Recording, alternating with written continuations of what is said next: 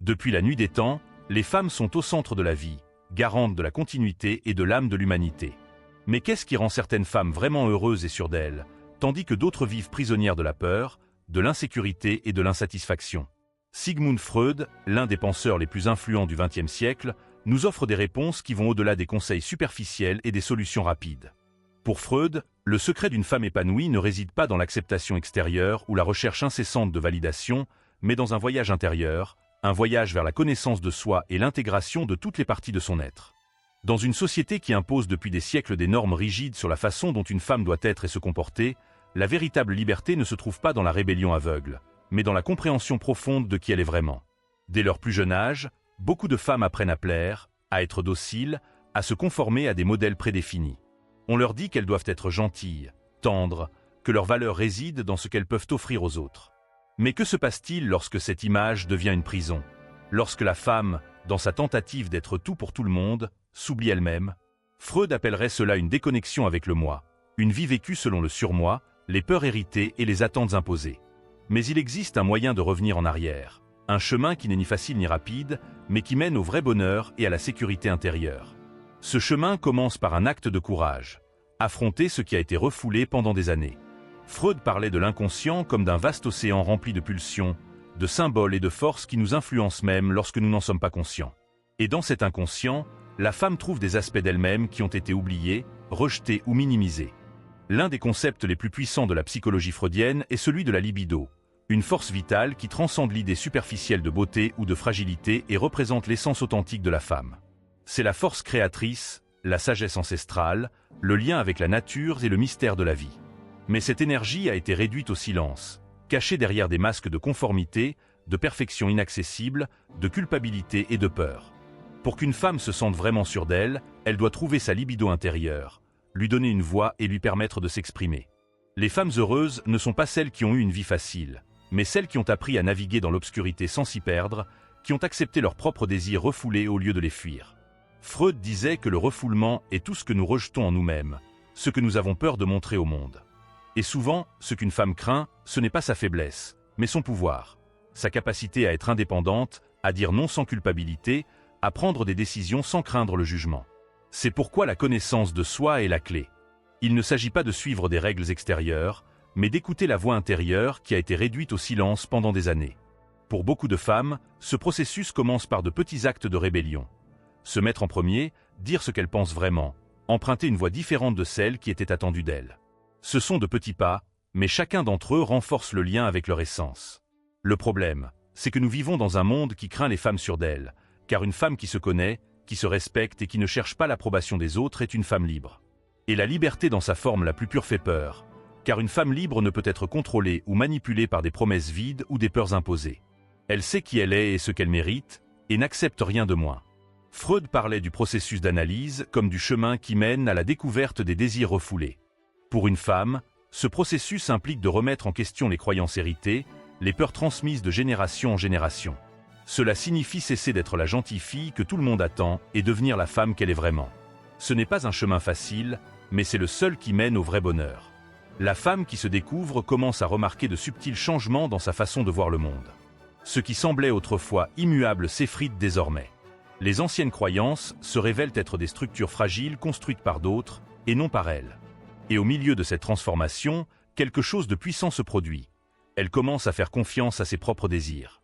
Sigmund Freud était profondément fasciné par le pouvoir de l'inconscient, cette partie de l'esprit qui fonctionne au-delà de la logique et du raisonnement.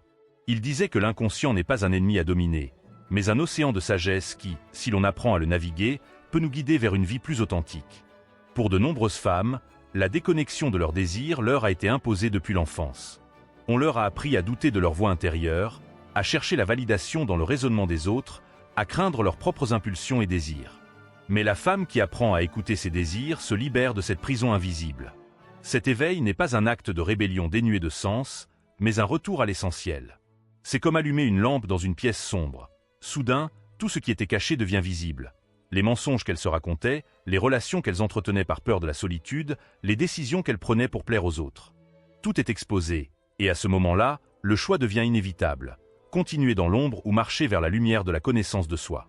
Freud disait que la véritable croissance ne se produit que lorsque nous faisons face à la vérité de qui nous sommes, sans masque ni autotromperie. Mais cela demande du courage. Il n'y a rien de plus terrifiant que de se regarder dans le miroir sans filtre, sans excuse, et d'accepter ce que l'on voit vraiment. Beaucoup de femmes, lorsqu'elles s'engagent sur cette voie, ressentent de la peur. Peur de ne pas être à la hauteur, peur que le monde ne les accepte pas dans leur version la plus authentique, peur qu'en changeant, elles perdent ce qui leur procurait auparavant un sentiment de sécurité. Mais ce qu'elles ne savent pas, c'est qu'au-delà de cette peur les attend une liberté qu'elles n'ont jamais connue. Les femmes les plus heureuses et les plus sûres d'elles ne le sont pas parce que la vie leur a facilité le chemin, mais parce qu'elles ont appris à affronter l'incertitude avec confiance. Elles ont cessé de chercher la sécurité à l'extérieur et ont commencé à la construire en elles-mêmes. Elles ont appris à voir les défis non pas comme des punitions, mais comme des opportunités de croissance. Et surtout, elles ont compris que le bonheur ne se trouve pas à l'extérieur, mais qu'il se cultive à l'intérieur. Freud parlait du développement psychosexuel comme d'un aspect essentiel de la psyché, une énergie qui habite tous les êtres humains et qui, chez les femmes, est leur lien avec la profondeur de leur être. Une femme qui se connecte à sa sexualité prend davantage conscience de son propre pouvoir. Sa créativité s'épanouit, sa capacité à aimer s'élargit, sa perception du monde s'enrichit.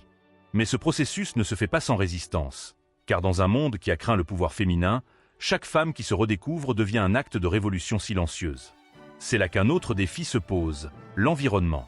Lorsqu'une femme commence à se transformer, son entourage peut réagir avec malaise, rejet, voire hostilité, non pas parce qu'il souhaite lui nuire, mais parce que le changement d'une personne qu'il a toujours connue d'une certaine manière l'oblige à se remettre en question.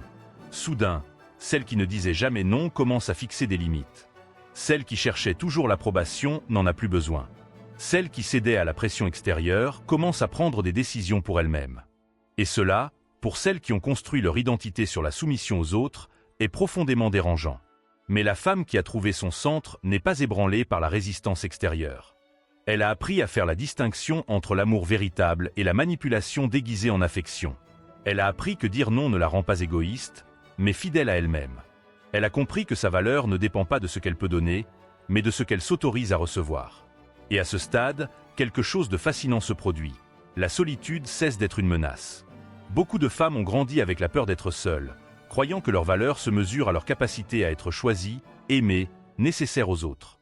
Mais la femme qui se connaît découvre que la véritable compagnie ne vient pas de l'extérieur, mais de l'intérieur.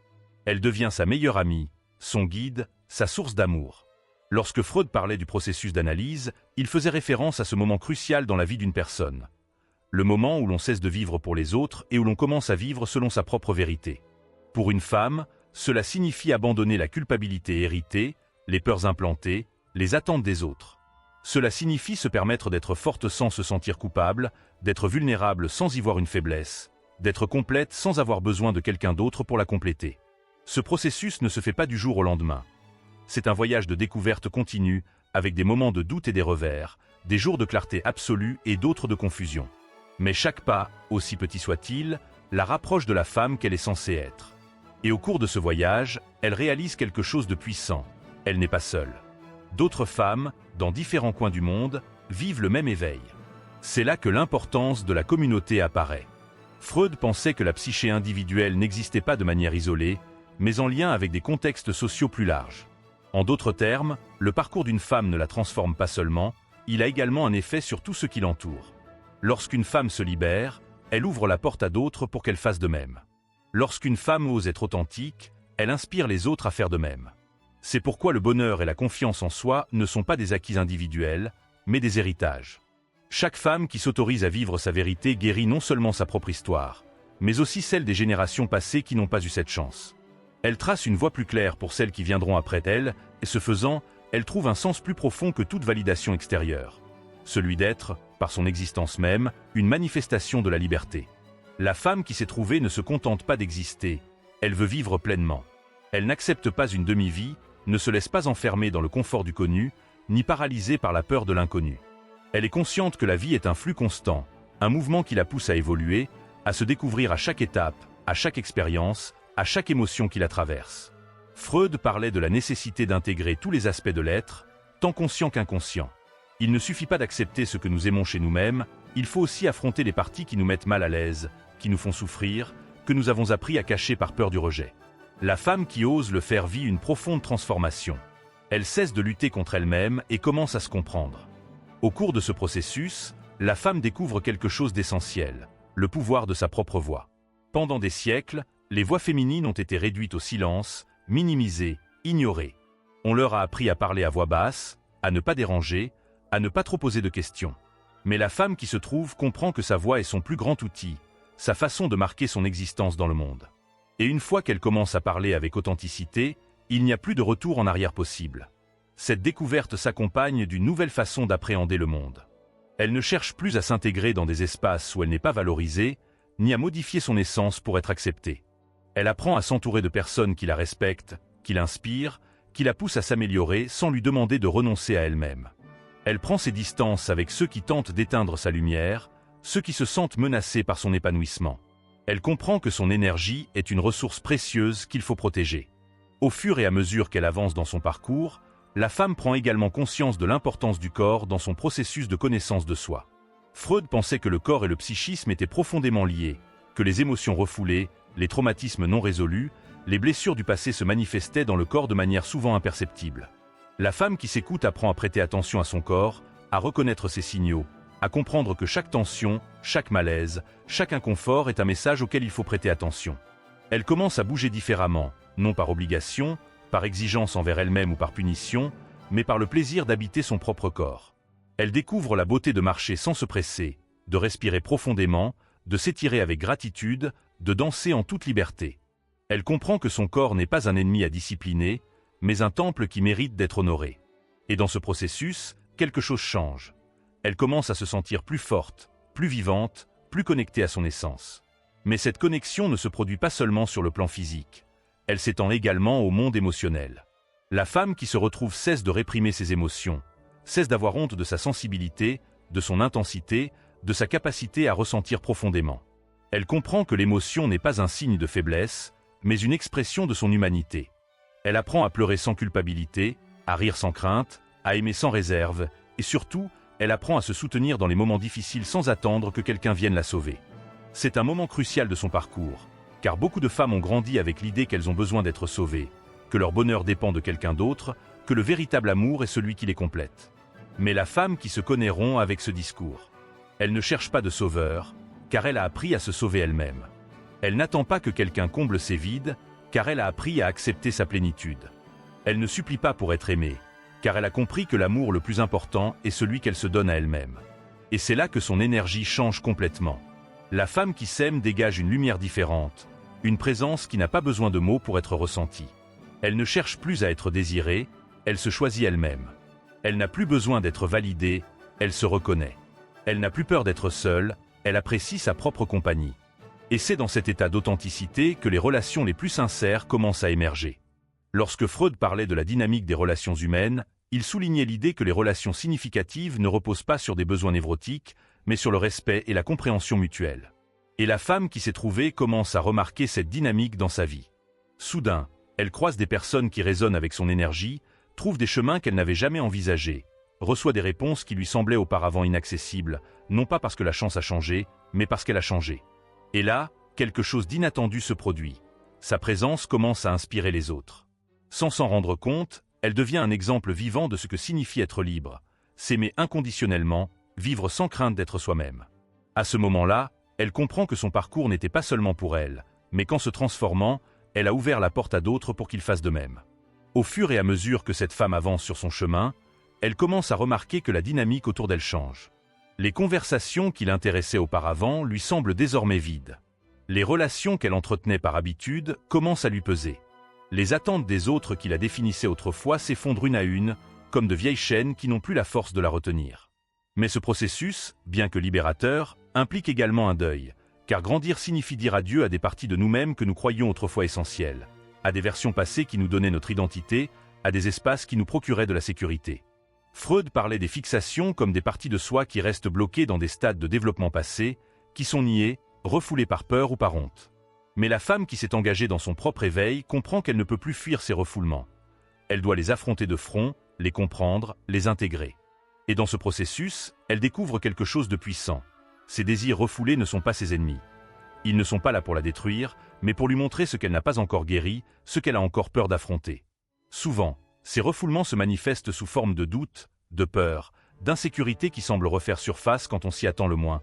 Et si je me trompais? Et si je n'étais pas assez forte? Et si ce chemin m'éloignait des personnes que j'aime? Mais la femme qui a appris à s'écouter n'est pas paralysée par ces questions. Au lieu de les fuir, elle les examine avec patience, les affronte avec honnêteté, leur donne de l'espace pour exister sans les laisser la dominer, et par ce geste, elle reprend son pouvoir. Au fur et à mesure qu'elle explore son fort intérieur, elle découvre également l'importance de quelque chose qui lui semblait auparavant insignifiant, le repos. Dans un monde qui récompense la productivité incessante, qui impose l'idée que la valeur d'une personne se mesure à ce qu'elle fait, à ce qu'elle donne, à ce qu'elle sacrifie, la femme qui se connaît ose remettre en question cette mentalité. Elle apprend à s'arrêter sans culpabilité, à écouter son corps lorsqu'il demande une pause, à respecter ses rythmes sans se sentir moins valable pour autant. Car le repos n'est pas un luxe, mais une nécessité. C'est dans le calme que les réponses arrivent, que l'intuition se renforce, que la créativité s'épanouit. Et lorsque la femme s'autorise à se reposer sans culpabilité, elle réalise combien de temps elle a passé à vivre pour les autres, à courir sans but, à s'épuiser pour répondre à des attentes qui n'étaient pas les siennes. Mais maintenant, tout est différent. Elle comprend désormais que son bien-être est sa priorité. Cette découverte la conduit à un autre niveau de transformation, la reconstruction de sa propre identité. Elle ne se définit plus par les rôles que la société lui a imposés, par les étiquettes que les autres lui ont attribuées, par les croyances qu'elle a héritées sans les remettre en question. Elle s'autorise désormais à se réinventer, à changer d'avis, à explorer de nouvelles passions, à abandonner ce qui ne la nourrit plus. Et dans ce processus, elle découvre une sensation qu'elle n'avait jamais éprouvée avec une telle intensité auparavant, la paix. Mais cette paix n'est pas une absence de conflit ou une vie sans problème. C'est une paix née de la certitude que quoi qu'il arrive, elle sera capable de se soutenir, qu'elle n'a rien à prouver à personne, qu'elle n'a pas à justifier son existence, qu'elle n'est pas là pour se conformer au moule des autres. Et cette paix, cette sécurité, cette fermeté dans son essence même, c'est ce qui la rend inébranlable. Lorsque Freud parlait d'un ego sain, il soulignait que la plus grande réussite d'un être humain n'est pas de s'adapter à ce que les autres attendent de lui, mais de devenir qui il est vraiment. Et la femme qui est arrivée jusqu'ici comprend que c'est là sa véritable raison d'être. Être elle-même dans sa totalité, sans déguisement, sans peur, sans restriction. Au fur et à mesure que la femme s'immerge plus profondément dans son processus de connaissance de soi, elle commence à remarquer un phénomène inattendu, le malaise de son entourage. Des personnes qui semblaient auparavant la soutenir commencent à montrer des signes de résistance, certaines par des commentaires subtils, d'autres par des attitudes plus directes. Tu as beaucoup changé. Tu étais plus accessible avant. Je ne comprends pas pourquoi tu te compliques autant la vie. Elle comprend alors quelque chose qu'elle n'avait pas envisagé auparavant. Sa transformation ne l'affecte pas seulement elle, mais aussi ceux qui l'ont connue d'une certaine manière. Cette découverte génère un mélange d'émotions. D'un côté, elle se sent plus libre que jamais. De l'autre, elle est confrontée à la peur du rejet, de la solitude, de la possibilité de perdre des liens qui étaient importants dans sa vie. Mais quelque chose en elle lui dit qu'elle ne peut pas revenir en arrière, qu'elle ne peut pas se fondre à nouveau dans la version d'elle-même qu'elle a laissée derrière elle. Et c'est là qu'apparaît une épreuve cruciale sur son chemin. Apprendre à lâcher prise sans se sentir coupable. Lâcher prise est un article. Cela ne signifie pas oublier, mépriser ou nier ce qui a été important. Cela signifie reconnaître que certaines relations, certaines dynamiques, certaines versions de nous-mêmes ont un temps et un but, mais ne sont pas toujours destinées à nous accompagner pour toujours. La femme qui a appris à s'écouter sait que s'accrocher à ce qui ne lui appartient plus ne fera que la rendre plus lourde, plus stagnante, plus éloignée de sa vérité. Elle lâche donc prise, non pas avec colère ou ressentiment, mais avec amour, avec gratitude pour ce qui a été vécu, avec respect pour sa propre évolution. Mais dans ce processus de lâcher prise, quelque chose de merveilleux se produit. De nouvelles connexions commencent à apparaître, des personnes qui résonnent avec son énergie, qui la voient dans son essence sans chercher à la changer, qui l'accompagnent sans lui demander de diminuer sa lumière. Et cela lui prouve quelque chose de puissant. Nous ne sommes jamais vraiment seuls.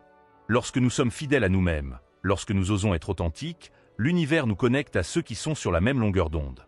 Ce nouveau cercle de relations est différent. Il n'y a pas de jeu de pouvoir, pas besoin d'approbation, pas de peur d'être jugé. Il y a des conversations profondes, des rires sincères, un soutien inconditionnel. Pour la première fois, la femme réalise ce que signifie être dans des espaces où elle n'a pas besoin de se protéger, où elle peut simplement être elle-même. Et cette découverte réaffirme quelque chose que Freud a toujours défendu. L'authenticité est le chemin vers une véritable connexion humaine. Grâce à cette nouvelle énergie, la femme commence à explorer quelque chose qui lui semblait auparavant inaccessible. Le plaisir de vivre sans culpabilité.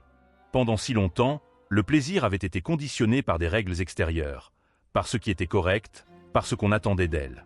Elle avait appris à le repousser, à le rationaliser, à le minimiser. Mais maintenant, elle s'autorise à le vivre pleinement, pas seulement le plaisir physique, mais le plaisir des sens, le plaisir de la créativité, le plaisir de la liberté. Elle redécouvre le plaisir de lire sans se presser, de marcher sans but, de danser sans honte. Elle trouve de la beauté dans les détails les plus simples, l'arôme du café le matin, le soleil caressant sa peau, le bruit du vent dans les arbres. Et elle réalise quelque chose d'essentiel. Le bonheur ne réside pas dans les grands moments de gloire, mais dans la capacité à profiter du quotidien avec un esprit présent et un cœur ouvert. Cette nouvelle façon de vivre l'amène également à redéfinir sa relation au temps. Avant, le temps était son ennemi, quelque chose qu'elle devait gérer avec précision, quelque chose qui n'était jamais suffisant. Il y avait toujours quelque chose à faire, quelque chose à accomplir, quelqu'un à qui s'occuper. Mais maintenant, elle commence à voir le temps différemment. Au lieu de le mesurer en termes de productivité, elle le mesure en termes de plénitude. Elle ne ressent plus le besoin de le remplir d'obligations insignifiantes. Elle préfère la qualité à la quantité, le sens à la précipitation. Et avec ce changement, son anxiété commence à s'estomper, car l'anxiété ne naît pas d'un manque de temps, mais d'une déconnexion avec le présent.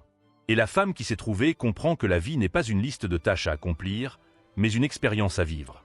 Elle respire donc plus lentement, marche plus tranquillement, observe plus profondément. Et dans ce nouveau rythme, elle découvre une paix qu'elle ne connaissait pas auparavant. Dans cet état d'ouverture, la femme commence à percevoir la vie avec un autre regard. Ce qui lui semblait auparavant routinier prend désormais un sens différent. Les petites décisions qu'elle prenait sans réfléchir, comme les vêtements à porter, les mots à utiliser, les personnes à qui répondre, deviennent désormais des actes conscients. Tout acquiert un sens, car elle ne vit plus en pilote automatique, mais avec une intention claire. Cette prise de conscience l'amène à remettre en question non seulement sa propre histoire, mais aussi les récits dont elle a hérité. Elle se demande d'où viennent ses croyances sur l'amour, le bonheur, la réussite. Elle se rend compte que beaucoup de ses idées ne sont pas les siennes, mais lui ont été imposées depuis son enfance, par son environnement, par une société qui définit les femmes à travers des règles invisibles. En prenant conscience de cela, elle ressent un mélange d'indignation et de libération. Indignation parce qu'elle a vécu liée à des obligations qui n'ont jamais été les siennes. Libération parce que maintenant qu'elle les voit clairement, elle a le pouvoir de décider lesquelles garder et lesquelles rejeter. C'est un processus profond, car il implique de remettre en question non seulement l'extérieur, mais aussi son propre conditionnement interne. Mais elle est prête. À ce stade, quelque chose de curieux se produit. Elle ne ressent plus le besoin de se justifier. Avant, elle expliquait ses décisions, essayait de faire comprendre son cheminement aux autres, cherchait l'approbation de ceux qui ne la voyaient pas vraiment. Mais maintenant, elle agit simplement. Elle ne gaspille plus son énergie à convaincre qui que ce soit. Elle sait qui elle sait ce qu'elle veut, et cela lui suffit. Ce changement intérieur se reflète dans son expression. Son regard est différent, sa posture dégage une assurance, sa voix a plus de poids, non pas parce qu'elle cherche à prouver quelque chose, mais parce qu'elle n'a plus aucun doute. Et cela a un effet puissant sur son environnement. Ceux qui vibrent à la même fréquence qu'elle se rapprochent encore plus. Ceux qui se sentent menacés par son authenticité prennent leur distance. Et elle le laisse faire, sans résistance, car elle a compris qu'elle n'est pas là pour s'intégrer dans toutes les histoires, mais pour écrire la sienne. Mais ce processus n'affecte pas seulement son monde extérieur, il affecte également sa connexion avec son être profond. La façon dont elle se parle à elle-même change complètement. Avant, son esprit était rempli de jugements, de comparaisons, d'exigences impossibles. Maintenant, ses pensées sont plus bienveillantes, plus compatissantes, plus aimantes, non pas parce qu'elle a cessé de se battre, mais parce qu'elle a appris que l'amour de soi n'est pas de l'indulgence, mais du respect pour sa propre existence. Et avec cet amour-propre vient une révélation inattendue, la liberté de faire des erreurs. Avant, la peur de l'erreur la paralysait. Elle avait peur d'échouer, de décevoir, de ne pas être à la hauteur. Mais maintenant, elle considère ses erreurs comme une partie naturelle du processus. Au lieu de se punir, elle apprend. Au lieu de s'arrêter, elle avance. Et ce changement transforme tout, car lorsque la peur de l'échec disparaît, la vie se remplit de possibilités.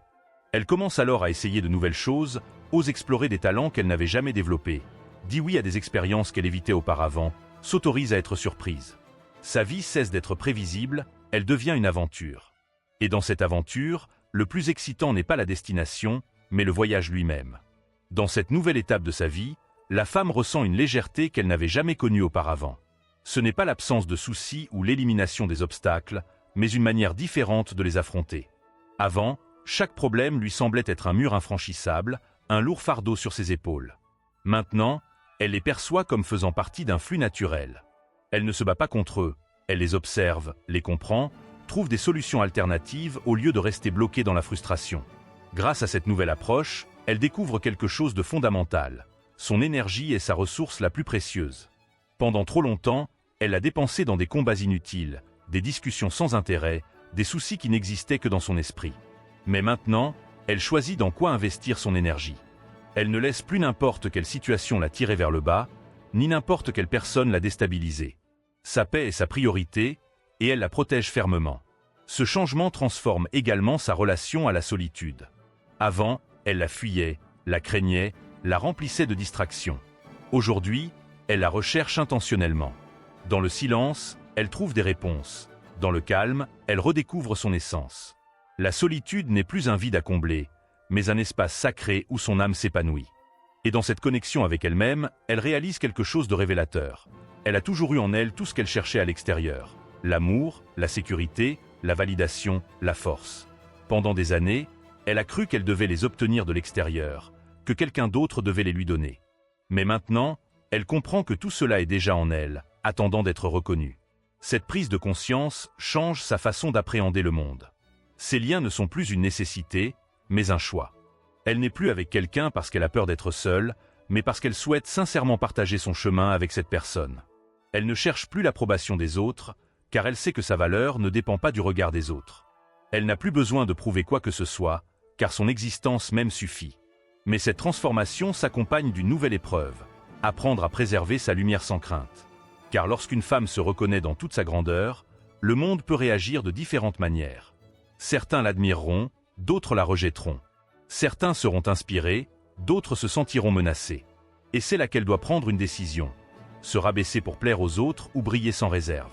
La femme qui a parcouru ce chemin sait que sa lumière n'est pas de l'arrogance, mais de l'authenticité. Que sa sécurité n'est pas de la fierté, mais de l'amour-propre.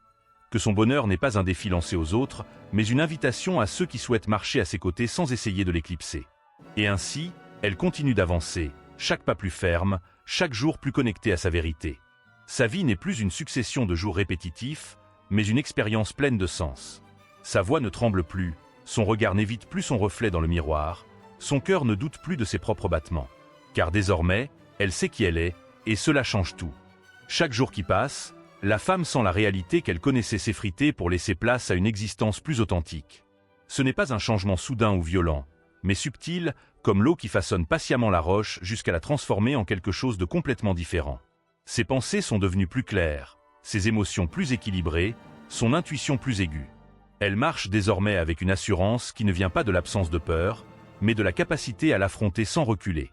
Autrefois, le moindre doute la paralysait, la moindre critique la faisait vaciller, la moindre erreur la remplissait de honte. Mais aujourd'hui, elle comprend que la vie est un processus d'apprentissage continu, que la perfection est un piège et que le véritable pouvoir ne réside pas dans le fait de ne pas échouer, mais dans celui de se relever encore et encore. Grâce à cette nouvelle lucidité, elle commence à remarquer des choses qui lui échappaient auparavant. Elle prend conscience de l'énergie des lieux, de l'authenticité des gens, de la vérité cachée derrière les mots. Sa capacité à percevoir ce qui n'est pas dit s'est affinée. Elle ne se laisse plus tromper par les apparences, ni piégée par les illusions. Elle fait confiance à son instinct comme jamais auparavant. Et dans cet état de connexion profonde avec elle-même, elle redécouvre quelque chose qu'elle avait oublié, le plaisir de la créativité. À un moment de sa vie, elle s'était convaincue qu'elle devait être productive, efficace, utile, que rêver était une perte de temps, que jouer était enfantin, qu'il était inutile de s'exprimer sans raison concrète. Mais aujourd'hui, elle s'autorise à créer sans crainte, à écrire sans censure, à peindre sans se juger, à danser sans se soucier du regard des autres. Elle s'abandonne à l'art de vivre sans restriction. Chaque jour est l'occasion d'explorer de nouvelles façons d'être, de nouvelles façons de ressentir, de nouvelles formes d'expression. Elle n'a pas peur de changer d'avis, d'essayer différentes voies, de lâcher prise sur ce qui ne lui sert plus. La rigidité est désormais derrière elle. Elle suit le courant, s'adapte, se réinvente sans effort. Et avec cette transformation intérieure, son monde extérieur commence également à changer. Non pas parce qu'elle le recherche désespérément, mais parce que son énergie est devenue un aimant qui attire ce qui résonne véritablement avec son essence. Les opportunités se présentent sans qu'elle les poursuive, les portes s'ouvrent sans qu'elle frappe, les bonnes personnes apparaissent sans qu'elle ait à les chercher. Mais malgré toute cette croissance, il y a encore des moments de doute, de nostalgie pour la version d'elle-même qu'elle a laissée derrière elle. Parfois, elle se demande si le chemin qu'elle a pris est le bon, si elle est vraiment là où elle devrait être, si elle a renoncé à des choses qu'elle aurait peut-être dû garder. Et dans ces moments d'incertitude, au lieu de résister, elle s'autorise à ressentir, car elle a appris qu'elle n'a pas besoin d'avoir toutes les réponses, qu'il n'est pas nécessaire d'avoir toujours le contrôle, que la beauté de la vie réside dans le mystère. Et dans cet espace d'abandon, où elle cesse de lutter contre ce qu'elle ne comprend pas, elle trouve une paix qui transcende les mots. Et elle continue d'avancer, toujours vers l'avant.